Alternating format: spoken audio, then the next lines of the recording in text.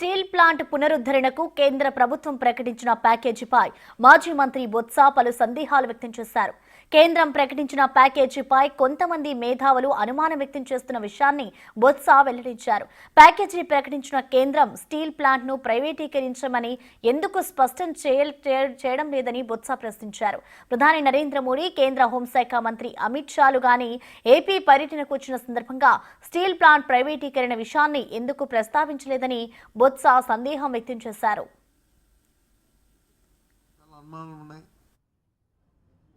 ఈ ఫ్యాక్టరీని దివాలా తీస్తున్న ఈ సందర్భంలో నాకు కొందరు పెద్దలతో మేధావులతో మాట్లాడినప్పుడు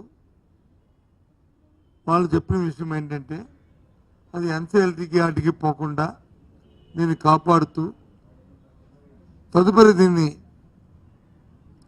ప్రైవేటిజం చేసే ఆలోచన ఉన్నట్టుగా ఉన్నది.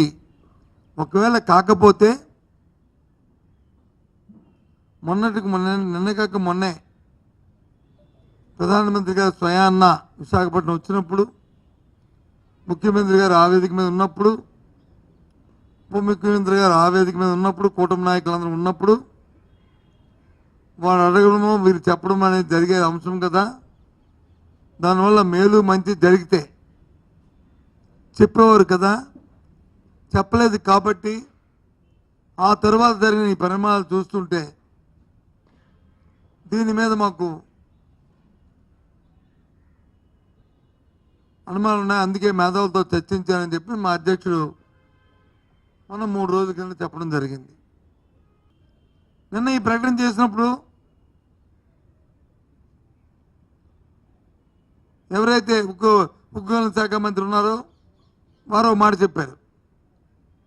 ఇది దీపం పథకంలో భాగంగా ఆ రోజే 21లోనే దీని వచ్చి ప్రైవేటైజేషన్ చేద్దామని చెప్పి మేము నిర్ణయం తీసుకున్నాం. కానీ ఆనాడు రాష్ట్ర ప్రభుత్వం దీన్ని వ్యతిరేకించింది. ఇది చేయడానికి వీల్లేదని చెప్పి తీర్మానం చేసింది. ఆ నేపథ్యంలో మేము దాన్ని ఆ రోజు చేయడానికి సాహసించలేదు మేము అని చెప్పుకొచ్చిన విషయాన్ని కూడా ఒకసారి గుర్తు చేస్తున్నాను. ఎందుకు ఈ ముసుగులో ఈ మాటలు ఎందుకు నిస్సంకోచంగా ఒక అథారిటీగా, ఒక క్లారిటీగా కేంద్రం నుంచి వచ్చిన మా ప్రధానమంత్రి గారు కానీ, లేదు అందరూ అనుకున్నట్లున్న 2వ స్థానంలో ఉంటున్న హోంమంత్రి గారు కానీ,